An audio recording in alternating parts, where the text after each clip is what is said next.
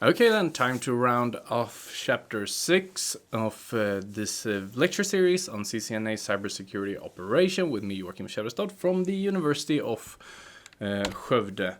And in this part, we will talk about malware and some common network attacks. Jumping straight in, malware is malicious code or software, which is basically some software that is developed with the intent of doing something malicious to us, stuff that we do not want. And there are many different ways in which malware can spread, infect, or damage the system, and we will explore that briefly soon.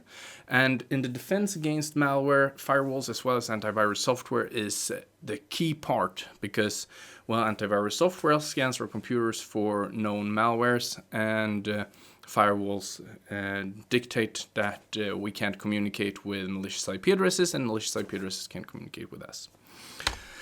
If configured correctly, of course.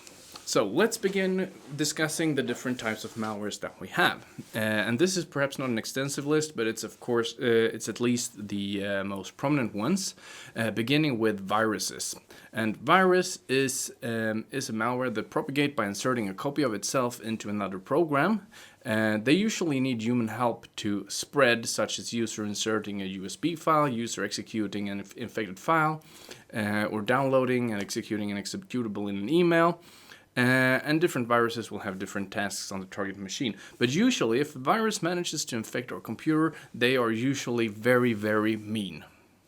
Another type of malware is a Trojan horse. A Trojan is a malware that poses as legitimate software and or piggybacks on legitimate software and installs whenever the software is executed.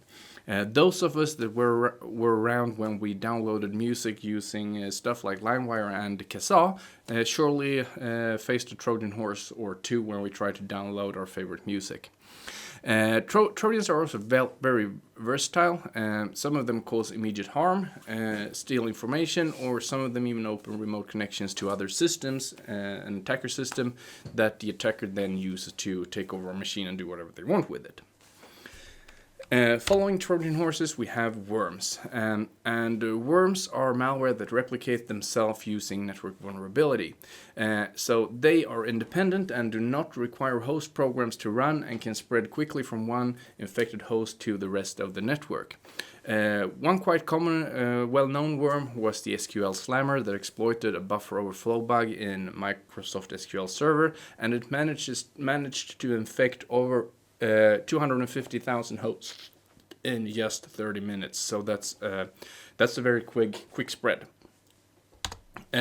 One of the most, or perhaps the most current dominant malware type as of today is ransomware. We talked about ransomware before, and it's a malware that encrypts data on the infected host and demands a ransom to decrypt the data. So what it does is that it takes data or computers hostage and demands money to give it back.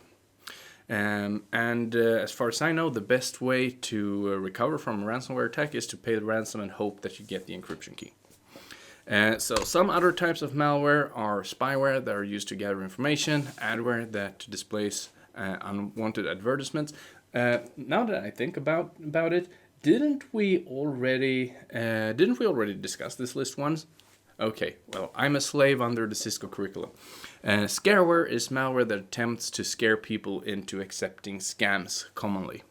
And then we have rootkits that provides privileged access to the infected host.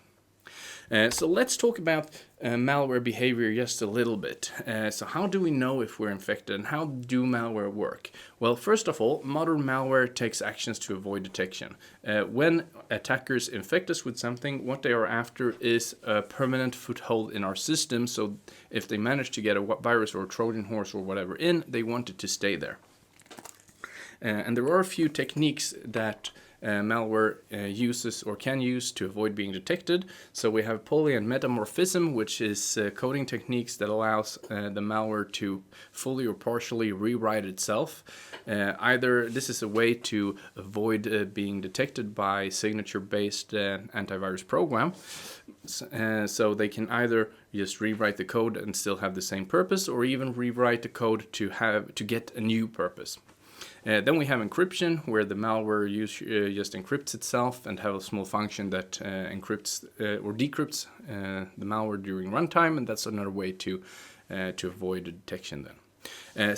However, infected computers can exhibit strange behavior, or strange things will in some way happen to the computer when we are infected with something, because the thing that we are infected with is something that is there to do something that we don't intend to happen.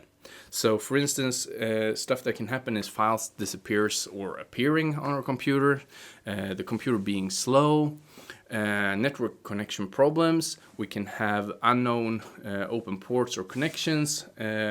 We can have unknown processes running, and this is the sort of things to be on the lookout for when you look for malware, especially if you look for, because with virus programs, with signature-based malware protection, what we're looking for is signatures of pre-detected malware. But of course, we can be targeted by a malware that is completely new, and then it will go undetected by signature-based detection, and then we need to look into this behavioral parts. Okay, let's leave malware and sum this chapter up by discussing some network attacks. Network attacks are attacks that target a network or computer system. I'm a little bit confused about the terminology here because sometimes we talk about network in terms of a computer network with and we mean the routers and the network layout, but sometimes we talk about the network as the full sum of devices within our system, which is services, host computers, tablets, routers, servers, everything. And when we talk about network attacks, it's the entire network that we reference. So know that an attacker will always use the easiest way in. So this is a key part of security to understand this, that a network is only as secure as its weakest link.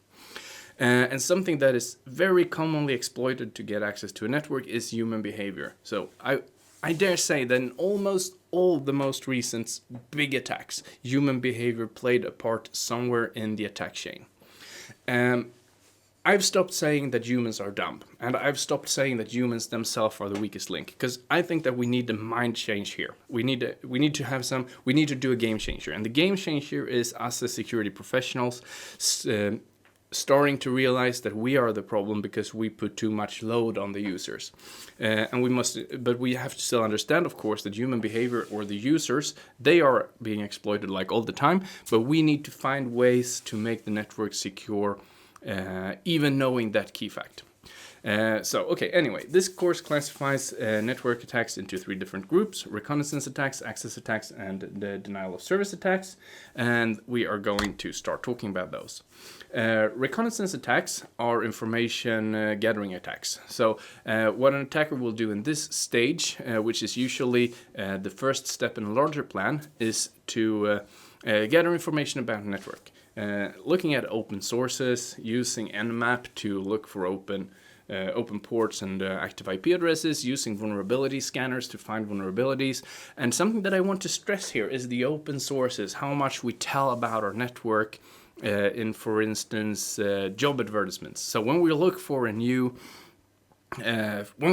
security professional, we may write something that, like, we want someone that is an expert on Cisco, firepower, and advanced malware protection, and we want him to know a lot about OpenStack and Microsoft Active Directory. Okay, what we disclose in that is that we work with Cisco Firepower, advanced malware protection, we work with Microsoft Active Directory, and we work with whatever other thing I said. Other open sources can be web pages or web servers that usually tell us a lot about them. We may have about pages that describes things about our company. Who is the manager, who is the head of security, who is the head of IT, what people do I want to compromise. So let's say that we have, let's leave that. This lecture has to come to an end sometime. Let's move on to access attacks. Access attacks are attacks that exploit vulnerabilities in authentication services, and the idea here is to get access to an account or some other type of information. So there are basically 3 major purposes that this attack aims to achieve. Either we want to get data, or we want to gain access to a system, or we want to escalate privileges so we can have root access. Get data is in itself an attack, but we may want to have system access or system root access to do something even worse. Then we have the denial of service attacks, and what a denial of service attack seeks to do is to render a network host or service unusable, deny service in some way, and the purpose here is just to disrupt normal operations. So, for instance, you may be angry at your local newspaper, so you flood it and make sure that no one can read it. That's a perfect example of a denial of service attack. There are different ways that these can be carried out. We have distributed denial of service attacks that are usually conducted using botnets, where an attacker gets hold of bot devices that are infected with some malware and make sure that all the bots, maybe a million of bots, send simultaneous requests to a server and make sure so many attacks that it can't handle it. We have the TCP SYN flood attack. Remember when we do a TCP establish a TCP session, the initiating host will send a SYN packet and expect a SYN ACK in return. And then ACK the final confirmation. What happens if you only flood SYN packages? Well, the party on the other end will respond with SYN ACK, SYN ACK, SYN ACK, but there will never be a completed session establishment before the attacking host, in this case, sends the final ACK back, making sure that there are a number of ongoing TCP establishments, which may eventually make sure that the attacked machine can't establish any more sessions because it's flooded. We also have the buffer overflow attacks. Okay, let's stop there and go into social engineering a little bit. And I want to highlight social engineering because it's a technique that are used by hackers that involves manipulating individuals into performing actions or giving out information.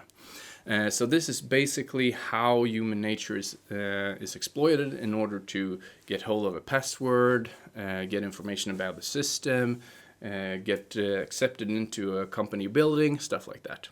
And there are many different actions that count as social engineering, such as pretexting, spam, phishing, tailgating, and baiting. So tailgating, for instance, is very cool. It's when you just try to you want access to a company building, so you wait until someone is about to enter the building and you follow in. Usually works very nice. Finally, I want to talk a little bit about evasion, and I just want you to know that something that is tricky to understand about modern day security is back in the days we usually knew when we were under attack. We had hackers that wanted to showcase their abilities by changing our logo or on a web page, changing the front image into something with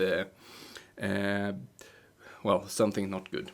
But nowadays, attacker wants to go undetected. They want to avoid penalty and they want to maintain a foothold. People or experts are referring to the modern day era and saying that that information is the new oil. Attackers want to get information, and to do that, they get a full foothold in our system and they maintain that foothold. And to do that, they must go undetected. And as discussed in the material, there are several evasion techniques that are used to disguise attacks. So, for instance, you may want to trick IDPS systems by obfuscating payload so that that they don't see that the payload is malicious. You may exhaust hosts and prevent them from using security techniques. So you may send a lot of, you may do a DDoS attack, for instance, at firewalls, and then hope that when it goes down, you can use a less secure route in. Or you attack a host in a network, compromise that, take it over, and then use it to attack another host so that your true IP address can't be traced. Okay, that ends what I would call an introduction to network security and some network vulnerabilities and threats. I hope that you find this material as interesting as I find it. It's only going to get better from here throughout the next 6 or 7 chapters. If there are any questions, leave them in the comments field. Otherwise, I will see you next time.